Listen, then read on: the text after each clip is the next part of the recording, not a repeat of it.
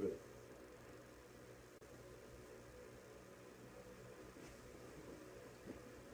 Bismillah ar-Rahman ar-Rahim. إن الحمد لله نحمده ونستعينه ونستغفره ونعوذ بالله من شرور أنفسنا من سيئات أعمالنا من يهدي الله فلا مضل له ومن يضلل فلا هادي له ونشهد أن لا إله إلا الله وحده لا شريك له وأشهد أن محمدا عبده ورسوله إن أصدق الحديث كتاب الله تبارك وتعالى وخير هدي محمد صلى الله عليه وسلم وشر الأمور محدثاتها وكل محدثة بدعة وكل بدعة ضلالة وكل ضلالة في النار وبعد. Inshallah Tabarak wa Ta'ala, today we will be interviewing Marcus Safinatul Nuh. We will be interviewing myself, the Ra'is, Abi Abdurrahman,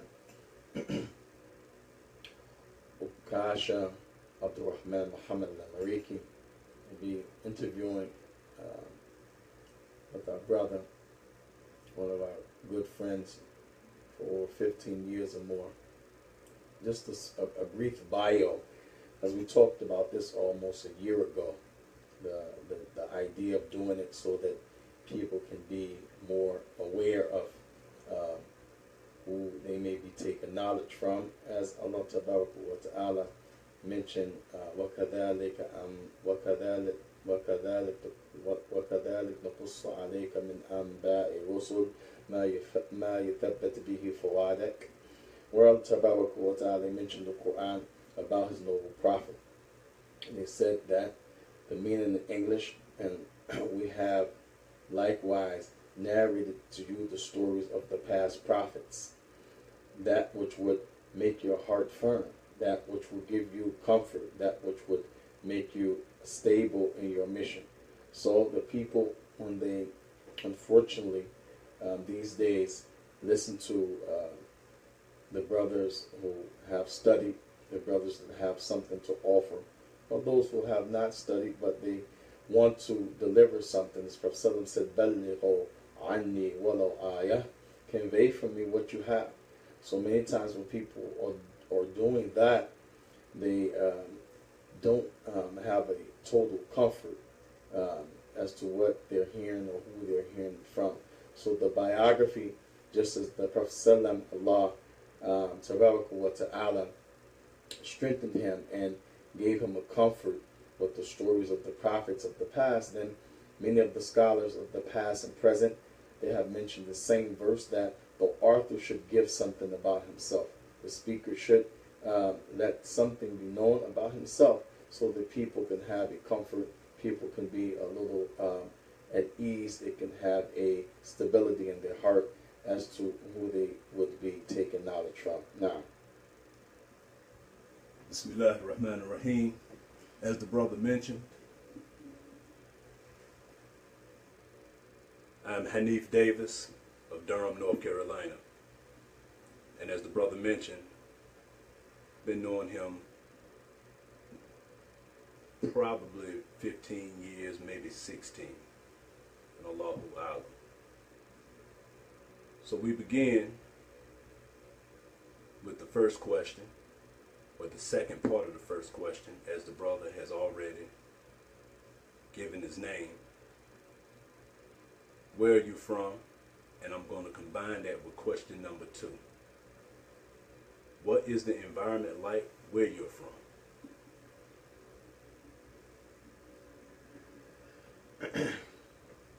I didn't mean to jump the gun as listening to the story of our Imam Sheikh Mukbil, as I smiled and mentioning that. The first thing I want to mention is that I advise the people to read and to listen to the authentic stories, the authentic seerah. Seerah here means the way that a person traversed his life, the path and the things that the person went through in his or her life. So the Sheikh, when he was asked, Rahimahullah, Imam Muqbil, questions about his life, the first thing he did, he said that he advises the people to pay attention and to give notice and care and time to the biography, the seerah of the Prophet sallallahu alaihi wasallam. He said that which is considered to tabaru ilma is considered knowledge.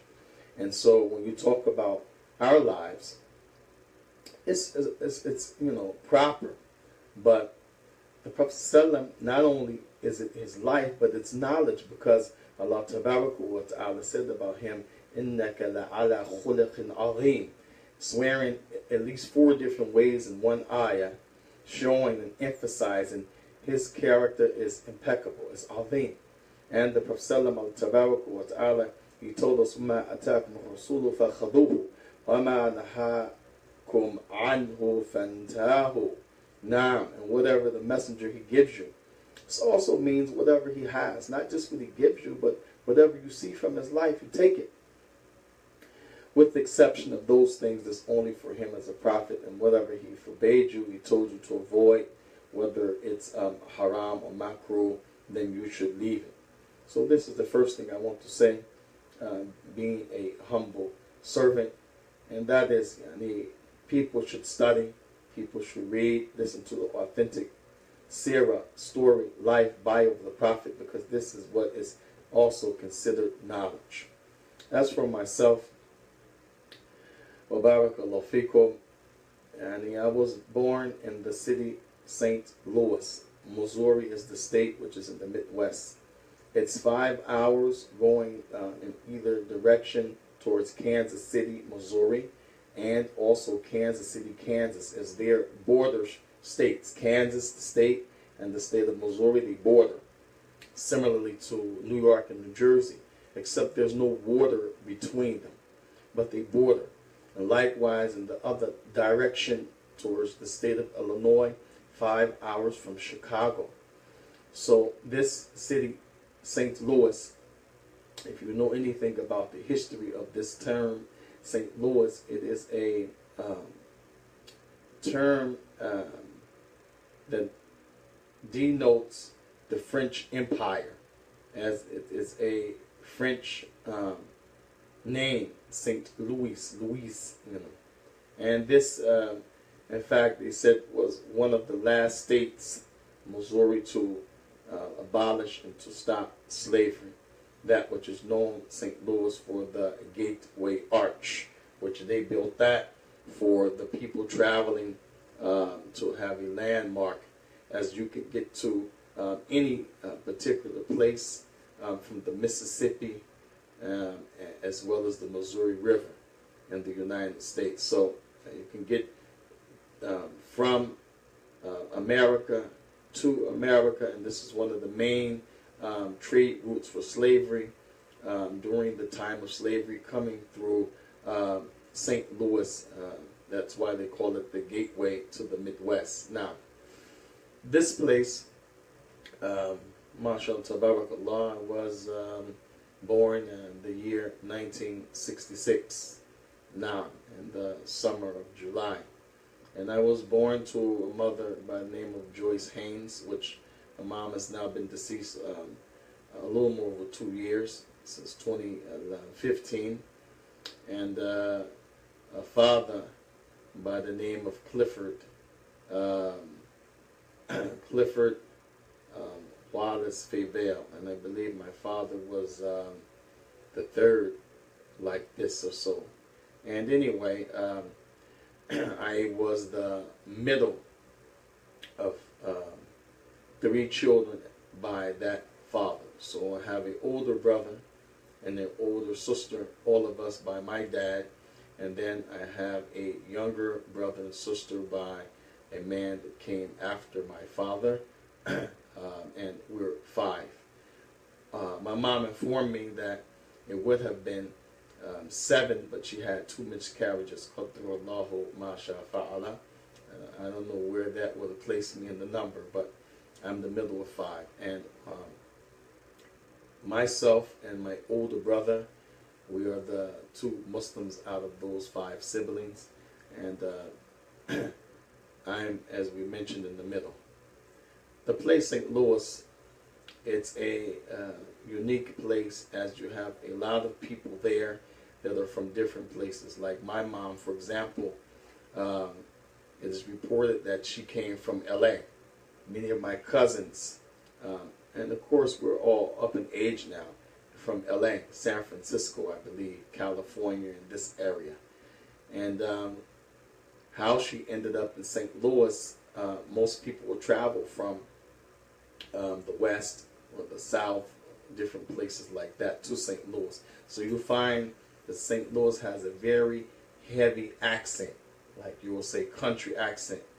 And because I migrated in 1989 from St. Louis to Newark, New Jersey, then I don't sound like the typical St. Louisan.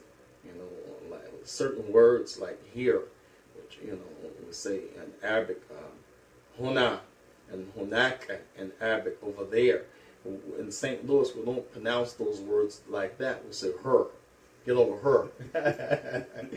Sit down over there. So, you know, I escaped that accent a long time ago, living on the East Coast in Newark, New Jersey, as that was the place that actually I migrated to a place called Nutley, New Jersey. And if anyone knows New Jersey, you have Clifton. Before that, Patterson, Clifton. Then you have, after that, Nutley. And then you go into North Newark. There, 6th Avenue and the park there that the people go to, Branchbrook Park and like this. So, at any rate, this place, St. Louis, will almost stand to very, from a long time ago, gangsterous place, if you will.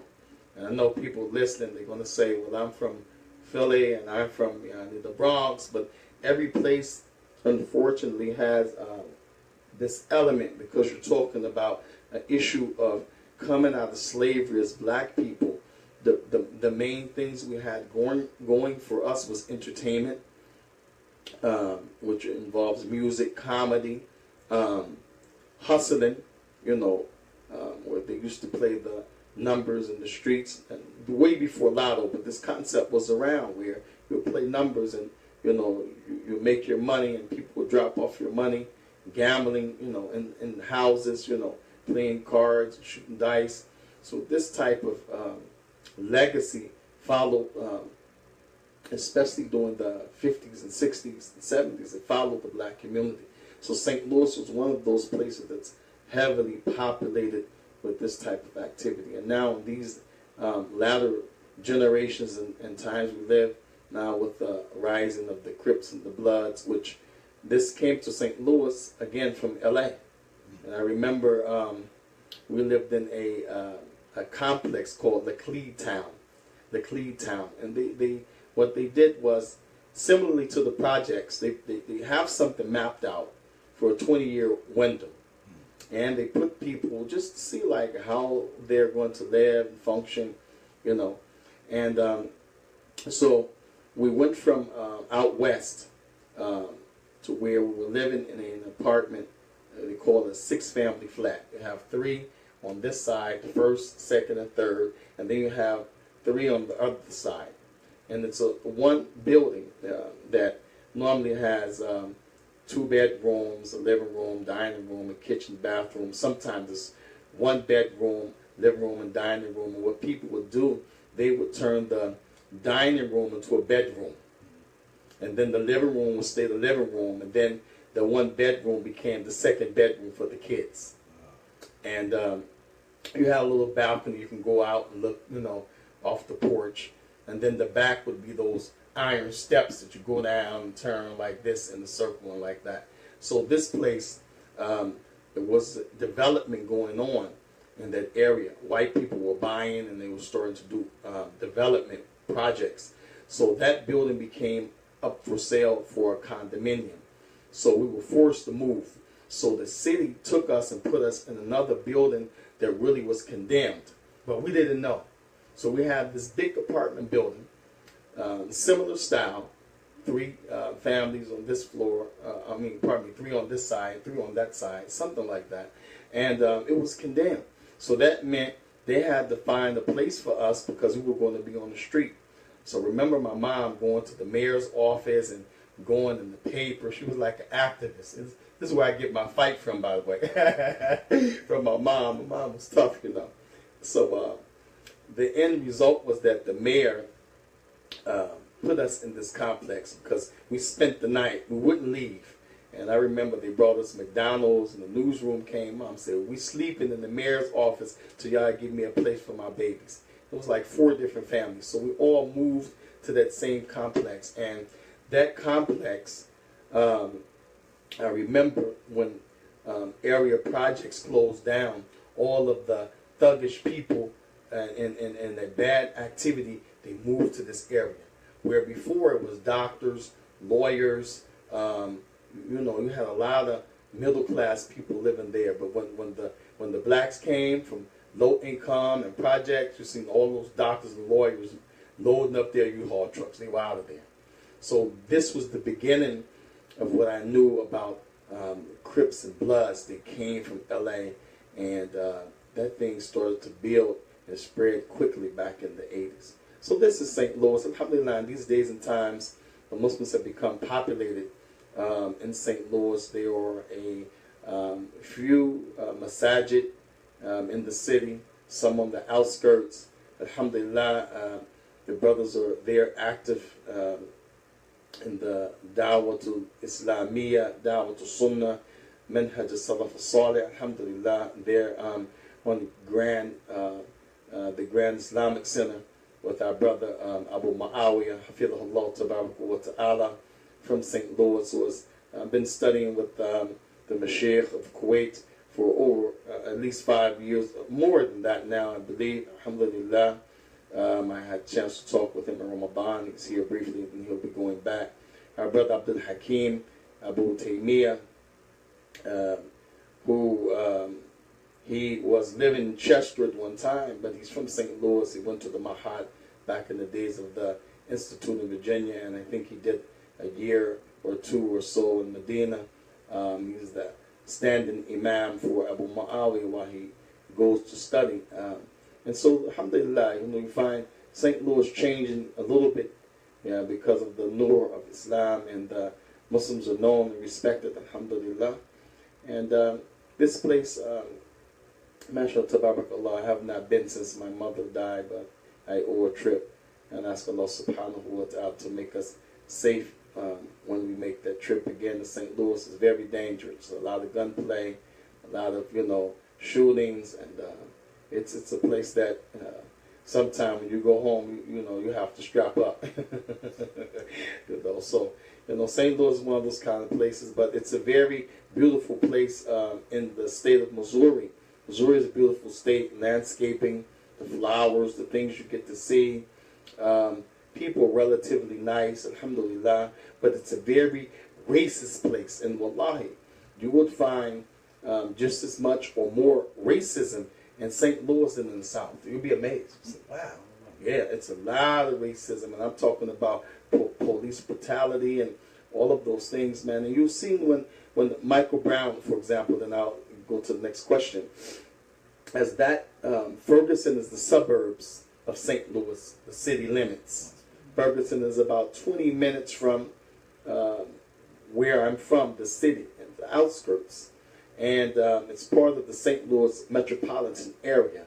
In fact, I have my mother's brother who died, and they are brother and sister by the same father. I have a slew of cousins. My Aunt Clara still lives there in Ferguson. And I remember when we were young, we used to go and spend the night. And, you know, the population there is mostly blacks. But who runs Ferguson? Whites. And, you know, you can see there's a problem with that when you have a large percentage of people, but the authorities look like white supremacy to you, you know. So this, my point is that you can see when the Michael Brown incident happened in St. Louis, how far behind the people are in there being activists and black awareness and being together. So, you know, we're a bit slow in the Midwest. when it comes to awareness and things like that. So going to the East Coast really changed me, because it allowed me to experience something that I probably wouldn't have had if I stayed in the Midwest. So alhamdulillah, I thank Allah subhanahu wa ta'ala. And this basically is where I'm from. Allahu tabarak wa ta'ala musta'an. Barakallahu feekum. Yeah. So now we got an idea. We have an idea of the environment you come from. So the next question is, where did you study? But I'm going to combine that also with question number 4. Who were your teachers, and what subjects or sciences did they teach you? And the reason being for this last question, it would give the audience an idea of the subjects that you studied. Like, you went over Bukhari, who was your teacher in there? You went over Riyadh al-Salihin, who was your teacher in there? And this would give people an understanding of the level that you reach or possibly reach by understanding the books that you study. So now I turn that over to you, brother. Jazakallah khair. Now, and places that I studied, I must go back to when I became Muslim, as this is very pertinent when we talk about the Islamic side of my family. As we know that most of us came from a non-Islamic background. We accepted Islam. So in 1989, I accepted Islam in Newark, New Jersey. Newark, New Jersey. On 24 Branford Place at the Islamic Cultural Center there downtown Newark. And this is a famous place in Newark.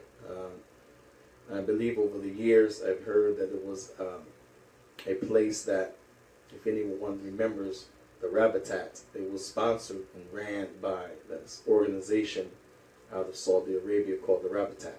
And they used to build centers of learning and places of worship like this until the whole 9/11 thing happened, or just shortly before that, then they stopped. This place, I accepted Islam in 1989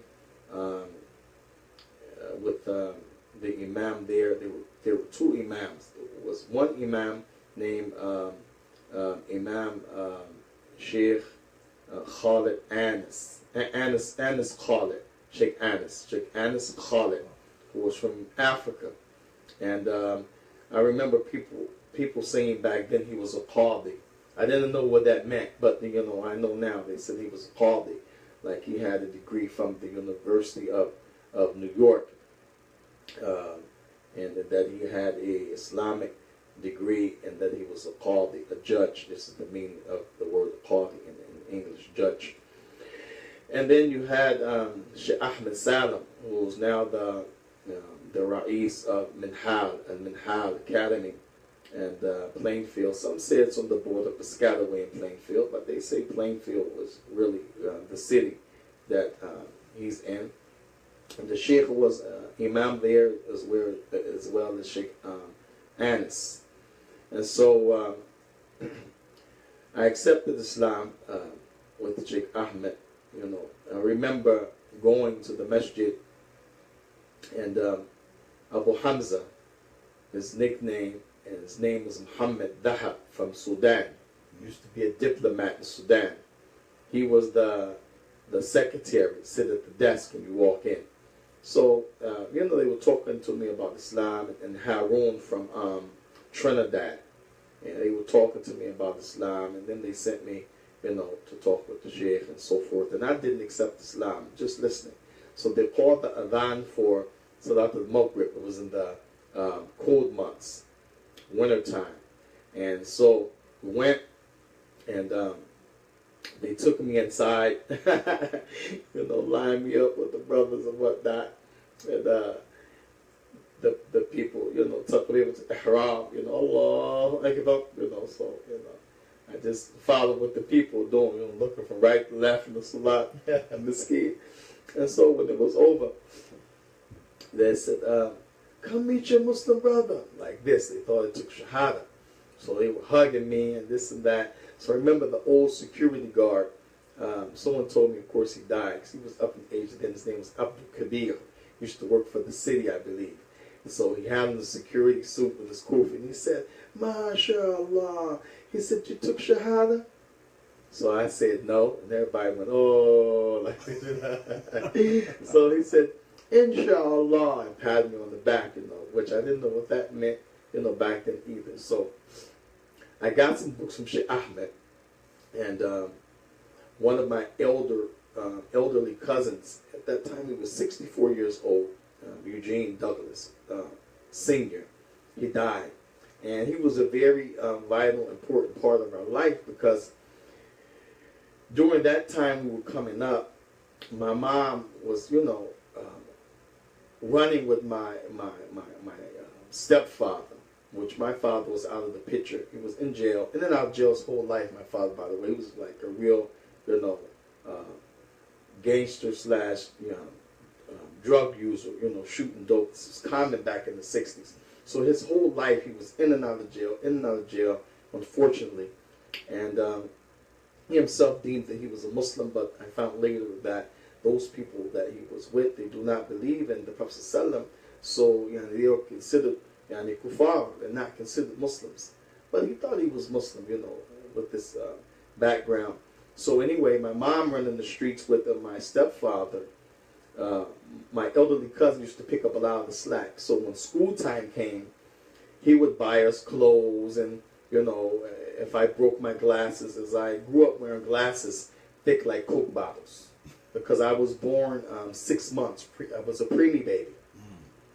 Very, very skinny. And I remember at 1 year old, looking to a penny on the ground, like this to the ground. And they said, what's wrong with you, boy? Why that boy looking at that penny like that? They took me to the doctor, and the doctor said he's very nearsighted. And I kid you, my glasses were thick like Coke bottles as a kid, as a baby.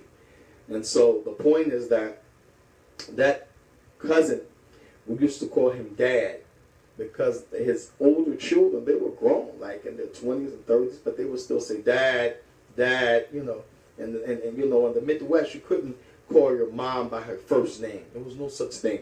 You couldn't say, if she called you, huh, what, you would be literally getting up off the ground because something, a right hand, a shoe, a broomstick would knock you down. Yeah, she would smack, knock you, upside the head. You mean what, huh? You have to say, yes, ma'am, no, ma'am, yes, sir, no, sir, like this. So they were calling him Dad, although they were grown, Dad. And so as kids, we just copied him. He was Dad to us. And he used to buy school clothes and so forth. So this elderly uncle, he died, cousin. He's not my uncle, he's my cousin. He's my grandmother's, he was my grandmother's sister's son. My grandma, which was my mom's mother, her sister, which was Aunt Lee, and then it was Aunt Lee's son. So he's my elderly cousin. So he died. And I got the call, and I left New Jersey and went to St. Louis to attend his funeral and so forth. So when I was at my mom's house, I had this dream. And sometime when I talk about this, I get emotional. It's like, wow, Allah Musta'an. I had this dream, and this is after sitting with Sheikh Ahmed in the office, Branford Place in Newark. I had this dream. In the dream, people probably don't remember if I say black and white television. They're going to be like, what? I said, the Sheikh is either old or crazy. What does he mean? You had the contrast. There was no color. Everything was black and white, And so I remember in the dream was like a black and white movie. I was in the dream. People were sitting down like if you were on a stage and they're sitting in the audience. They were sitting down low, but they went in like a half circle type motion form, if you will. Not a full circle, not a straight line. They were going like in a half circle, like a C. And I was standing up and I was preaching. And I had my right finger like this, but you couldn't hear any sound. You just see me doing like this preaching. So when I awoke from this dream, literally, physically, my heart was beating fast and I was trembling like this. And so, you know, I didn't discuss the dream with anybody, you know, not even my mom. I just held it. And something, Allah led me to say and feel in my heart, I have to get an explanation of what I seen in this dream. So I made my mind up. I said, when I return back to Newark, as Newark was my home, I'm going to go to this imam, tell him about this dream. And I don't know why I picked that imam. It was just something about the masjid, you know. And so when I went back, I told Sheikh Ahmed about the dream. And this is my second time with him now. First time he tried to convince me to accept Islam. I took books and didn't. Prayed with the people and so forth. Now I'm back. Maybe like 4 days after the burial, I go back to Newark and told him. And he said, look at me in the face like this with his gutra and his big pretty beard. He said, in the dream, you were imam. He said, in that dream, you were an imam, a leader, and Allah has commanded you to accept Islam. And the tears rolled from my face. I took Shahada, and he was my first teacher, and never looked back. So Sheikh, I mean, my first 2 months of studying with him, I memorized Ayatul Kursi, all about the Ashra Surah, 14 Surah, from the short surahs from the back, of course. We would study with the Sheikh Bid'ah and Janazah, Bid'ah and Wudu. And many of the things that he was bringing, I found later, was from Ibn Jawzi, his Talbis Iblisi. I said, wow, you know, this is a famous book, you know, but when you don't know, you just, you know, hear the information. But yeah, he was bringing from those books and books of Ibn Qayyim and Jawziyah. And now, you know, if you listen to the people that say Sheikh Ahmed is not Salafi, he's Ikhwani, and all this craziness, Allah Mustaan. At any rate, so that was my beginning of study. I didn't just jump up and go overseas. When I made, this is 89, 90, 91, I got married, started having children. By 95, I already studied book 1, the language part of the Medina series, twice in America. Once with Khalifa Abdul Wali, and we didn't finish. We were interrupted and never went back. And then again with Abu Bakr from North Carolina and Ismail ibn Ibrahim Abdul Malik, who was the translator of Husn Muslim into English. He was a student in Medina, and he came to East Orange with us, had a very deep voice, used to love Surah Al-Baqarah.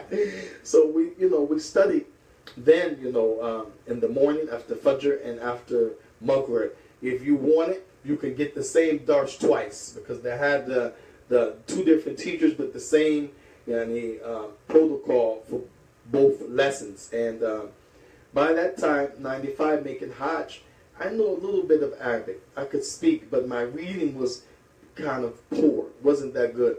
Wasn't good like brothers like Fuad, who was here with us in Durham from Newark. They were in the class. And in fact, at that time, our brother Abdul Rahman Afriki, we gave him the nickname Afriki, in fact. No one knows him by that name from his town and his people he grew up with. We gave him that name. Who's really from Rwanda, Burundi, who's there in Chester. He was with us in East Orange, so they were studying with him on the side. People like Fawad and Kid Carson, who's known to be Abdul Wahid and Wilkes-Barre, and Sawab, who's in the administration of Masjid Rahmah, Hadahullah, and other people, So the brothers, they were smoking, they were passing me like, I was a little bit slow here. But by the time 95 came, I made Hajj. I remember buying my first set of Ibn Kathir in Arabic. You're going to laugh at this. And, I had a love for the Quran because Sheikh Ahmed was a Hafiz. My first teacher was a Hafiz, so he would recite the Quran in the khutbah with his eyes closed, with his finger, and you say, wow, Sheikh rocking. So we had a love for Quran early on. So now here it is, this young guy in his early 20s accepts Islam, and now he goes on Hajj 5 years after becoming Muslim, and he buys this Tafsir Ibn Kathir in all Arabic. So I remember the brothers teasing me like Khalifa Rasul, who's on the administration of Masjid Rahmah, we'll all go back to East Orange. He said, why are you buying that? You don't know no Arabic? You know what I'm saying? And I looked at him, with the stain, like, nigga, what?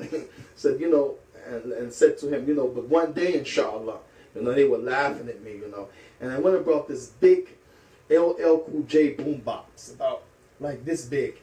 And I went and got me an album. They had the album. You opened the album and it had 30 cassette tapes. This is the era of cassette tape. People probably don't know about that. There was no CDs, no digital record. It was a cassette tape. And so if you wanted Quran, you go to the store, the Quran store, and you say, how much is Husri?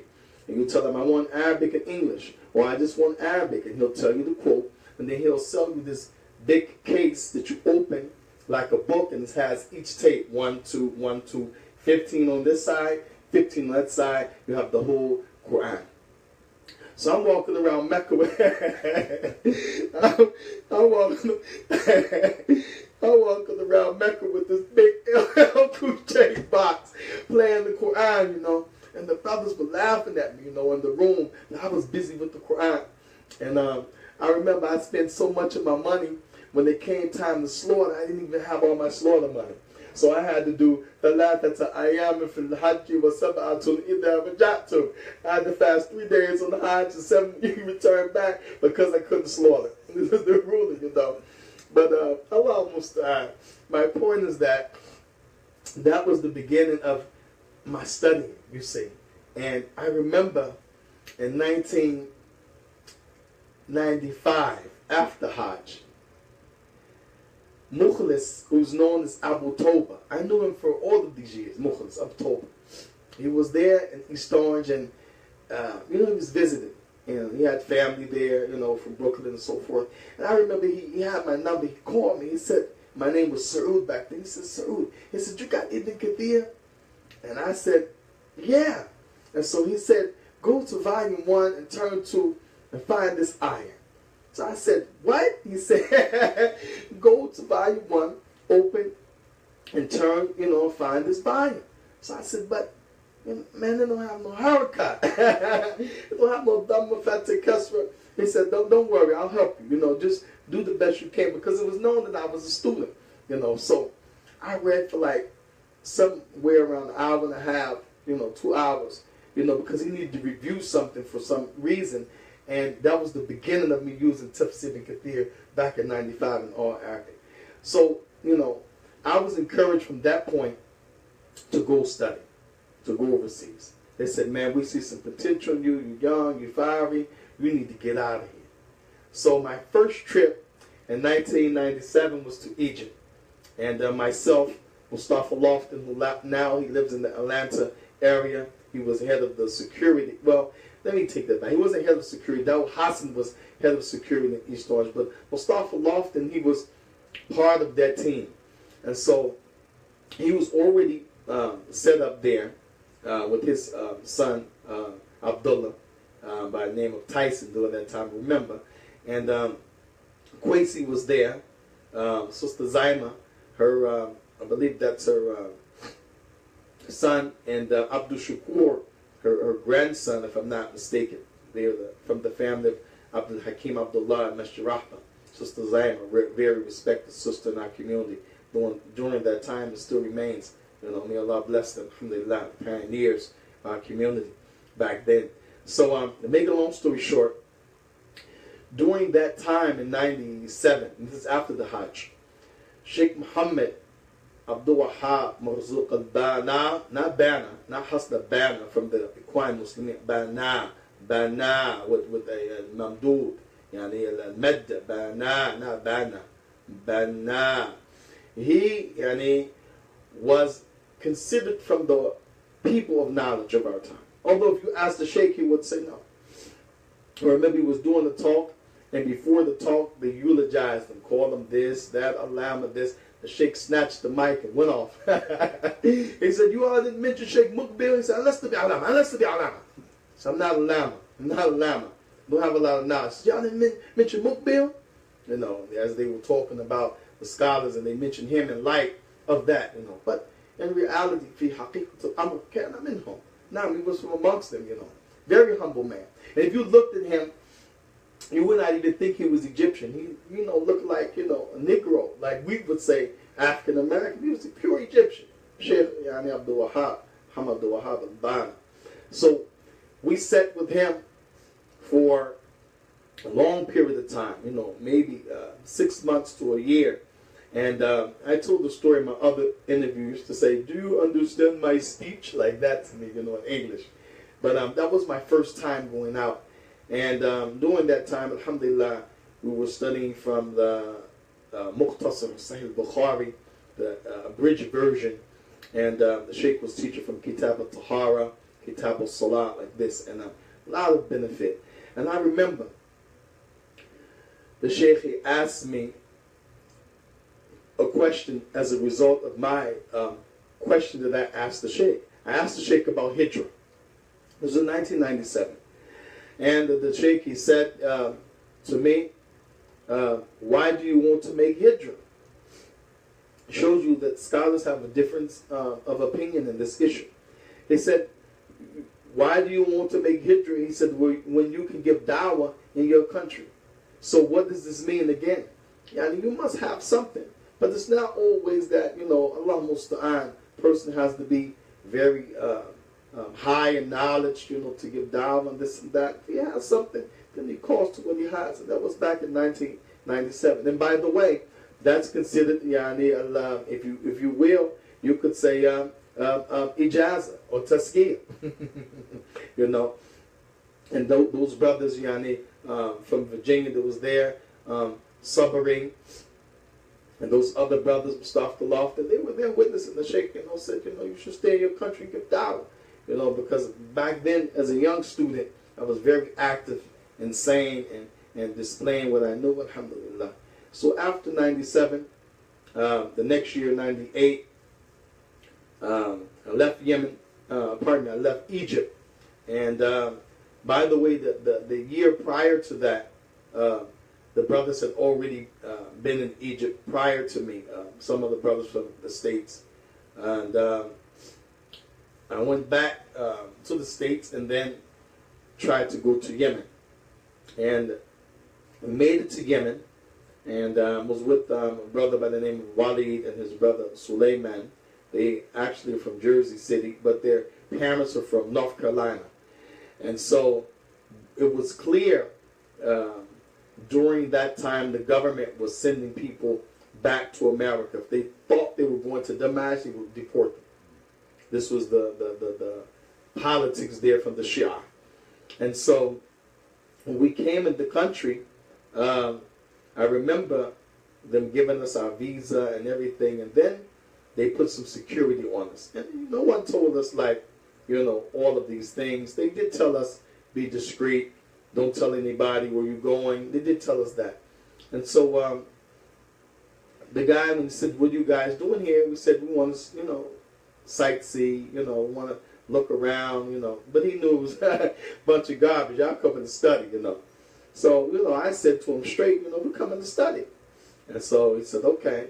So they took us to the head of security. I mean, it was a long ride, about an hour away. And again, they didn't know that I knew Arabic, so I'm listening to the whole conversation on the walkie-talkies. And they weren't really using cell phones back then in Yemen. I don't think they had become that popular yet, but they would use walkie-talkies like this, and pagers and so forth. So we got to the security, and to make a long story short, they had us sitting for a long time before they even talked to us. And I can hear the conversation between some of the military people and the people in the office. So one of the guys said, "Hum min ashab Muqbid ibn Had al-Wadi'i." He said they from the companions, the students, those who like Muqbil. Now, mind you, we didn't tell them anything. We were going this place, that place. We just said we wanted to study. So they went to interrogate us, question us, and the brothers, Suleiman and Walid, they were terrified. That was their first time out the country, first time on a plane. I remember when the plane was backing out of the gate, One brother was like, oh, the plane's moving. Oh.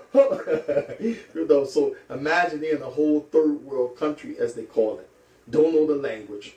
People walking around with big guns on their hips, machine guns, you know, not smiling at you. And they want to know what's going on. They're asking me, what he's saying. And I can't tell them in English because these people looking at me and I don't know who knows English, you know. So I just tell them, you know, I'll tell them later, you know. So anyway, they forced us to go to Jamiat al-Iman, which was the University of Iman there in Sana'a. And this was a known school. Many people thought it was Jamiat al-Salafiyah. And Sheikh Mukbil clarified, this is not a school upon the Madhhab al-Salaf al-Salih. This was a school that, he said, they were a combination of people that were Mu'tazila and Jamaat al-Tabligh, and Sufiya, and like this. So they forced us to go there. So I spent some time there. I was in the Arabic program, while one of the roommates I had, Akil Walker, who was in Tennessee, Dr. Akil now, because he's a dentist, he went straight to the Kuliya. But he already studied, learned Arabic sufficiently in the States. And he told me, he said, himself and Mahmoud, Imam Ibrahim's son out of Masjid Ikhwa in Brooklyn, they were promised to go to Qura like a couple of years prior to this meeting him in Yemen. And when they went to the interview, he said, man, they outdone a lot of people because they knew Arabic. They studied and learned Arabic in the States. And this shows you can do it. They were young men, and I mean, they could translate and speak. It was amazing. I've never seen somebody like, wow. And you didn't study outside of America. I mean, he was good, man. Akil Walker. So he said, but they were discriminated against. People that, you know, didn't have no Arabic. Some people, you could tell it was racial because he was white and all of this stuff. They accepted them, and Akil never got accepted. So, you know, thus, it led him to go to Jamiat al-Iman. So, from that, I stayed in the Arabic department studying, and then when it was time for me to leave, because of personal reasons, one of my sons was very sick back home. As I had wife and children back home, I left. And then after staying home, making sure that that situation was stable with my son, after a couple of months, 3 months, no more than about 5 or 6, then I went back to Yemen, and this is when I made it to Damaj in 1999. I remember the night when I got in. It was wow. It was some kind of adventure, and Eid was the next day. You know, like Ramadan ends and tomorrow was Eid. It was like that, and they had a big room called the Diafa, the guest room where you stay. You put the mats on the floor and you sleep.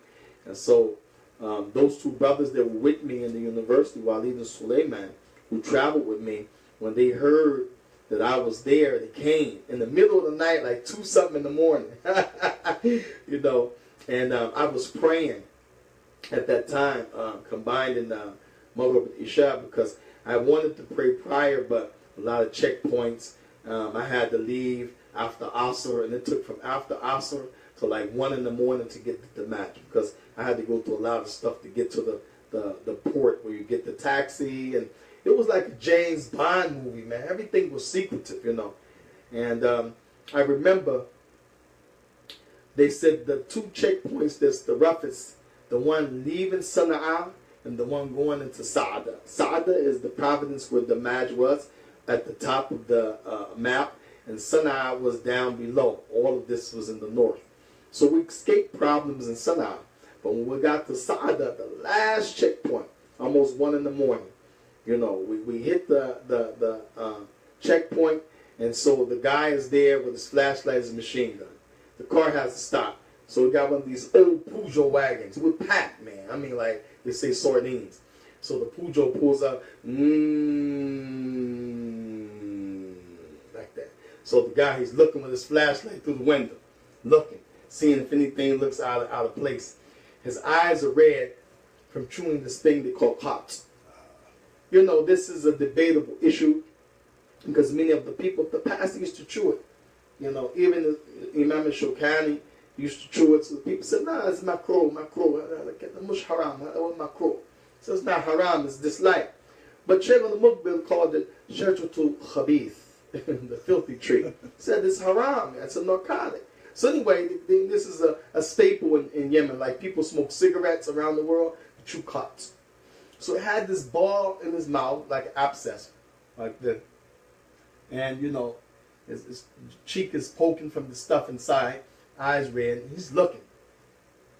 So nobody told me, look, Sheikh, when you travel, man, you got to dress like the people. I had on a wool pimp stripe thobe. Can you imagine?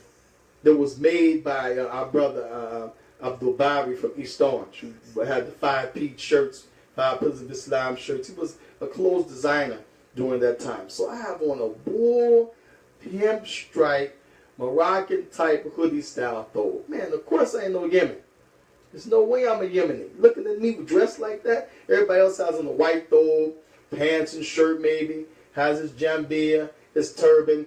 I got on something under the I think a white thobe. Then I got that over the top like a coat, like a cloak. So he looked, flashed the light. So he tapped on the window. He did like this, Ta'ala. Ta'ala, meaning get out the car. Now I haven't spoken a word of Arabic. I'm quiet the whole time. So everybody looking back at me like this. Ta'ala, Ta'ala, Ta'ala. Like, come on, if you holding us up, get out. I don't move. And so he told the cab driver, he said, the Bataka, had to Bataka to him. Give me his, passport, his ID. I don't understand all of this, but again, I'm playing dumb, And so the cab driver said, I had to Bataka, in the Bataka, you got, ID. So I passed up a photocopy of the ID that I had the year before in the Jami'at al-Iman in Sana'a. And what they call Bataqat al-Wusul, the card of arrival that you get in the airport. You put your name, passport number, or who you're going to be staying with. They gave me that in the airport and took my passport because something was going on in the country that they were evacuating all of the Westerners. I had no idea. So I'm going to Yemen at a time when they're telling Westerners to leave because, some shooting, hostage situation happened, drastic situation. So they took my passport. On top of knowing that, again, this guy is going to Mukbil. They weren't stupid. So all I had was the paperwork that they copied, and this what they wrote on the Bataq al-Wusul, my name, passport number, that I should return back to get my passport from security, and I'm free to go to this particular hotel that I told them I stayed in before. So when they looked at this, and they laughed, they said, "No, what the hell?" In English, they would be like, "What the hell is this? This is your ID?" And so the cab driver, he pleaded with the guard. He said, "Listen, man, let him go. It's Ramadan, And so he said, "Well, when he comes back, he gonna have problems." He said, "Let him go. Nahnu fi rahma, nahnu fi khair." He said, "Khalas, let him go."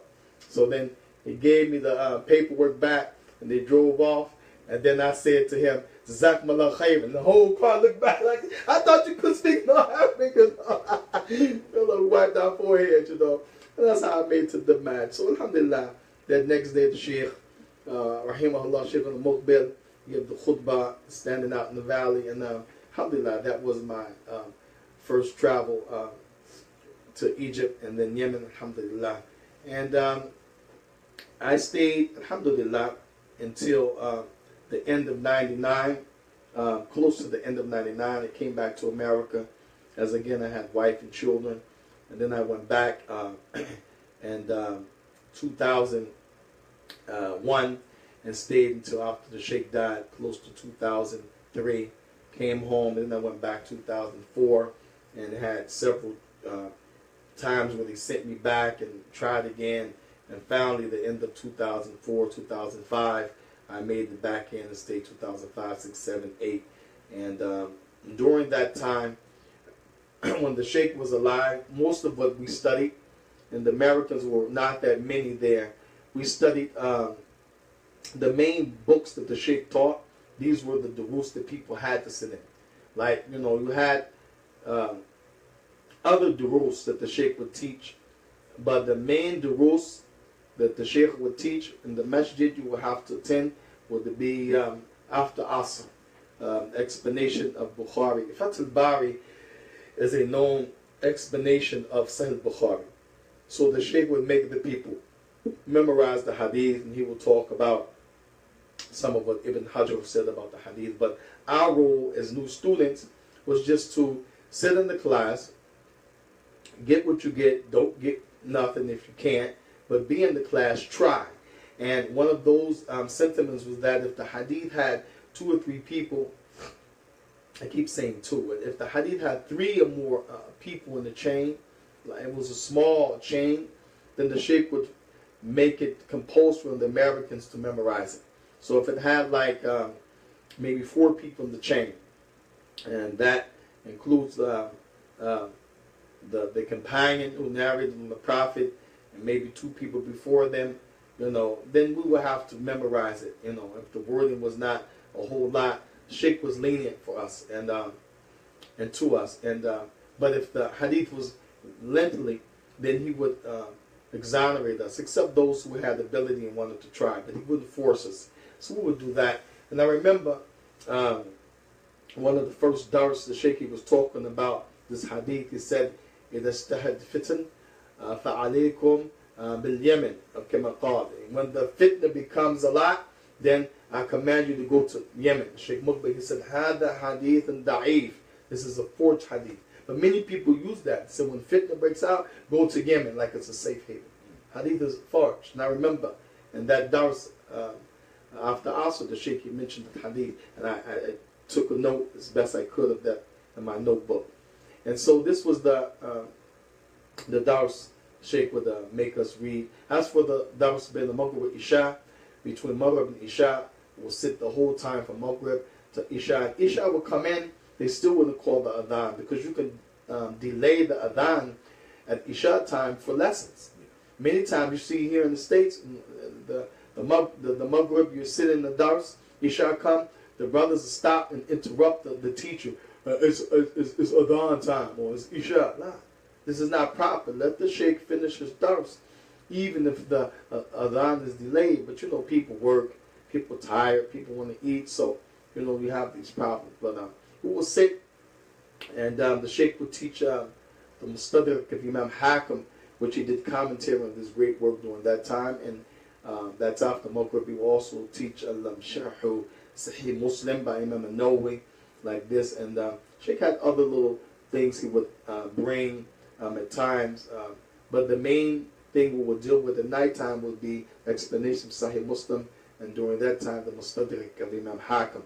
And every now and then after Maghrib, there would not be a dars. The Sheikh would do question and answers from different places, So the dars would be substituted for Su'al wa Jawab, As'ila, question and answer. And you would get a lot of that too, The Sheikh, mashallah, he would, be very much alive, when they came time to deal with those things.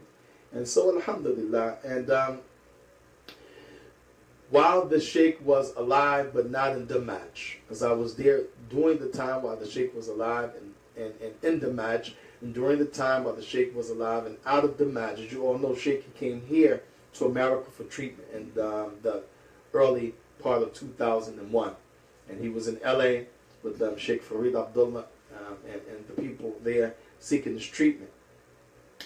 During that time, Sheikh Yahya was substituting for Sheikh Mukbil. Even when the Sheikh was there alive, he had different people substitute, but the one that was substitute the most and the one that he preferred the most to teach was Sheikh Yahya. Which I want to make this point, they say once an addict, always an addict. That's not true. They said once an addict, always an addict. That's not true. But once an alim, always an alim. Even if you be an alim with mistakes and problems, you're an alim. You're a scholar. So there's no doubt Sheikh Mukbil, in many of the introductions to Sheikh Yahya's books, he called him alim. He called him, mashallah, muhaddith, scholar of hadith. He called him faqih. So, that doesn't go anywhere. So we benefited from the teachers of the Sheikh greatly. And although, to be fair, the Sheikh, he fell into some glue, but as the people don't want to talk about this, the Sheikh was highly and greatly oppressed, Sheikh Yahya. And, the envy and jealousy the people had. They were out for him. And this is a human factor. Anybody's ego could be stroked. You know what I'm saying? And that was the reality that we dealt with. He fell into some extremism because of being a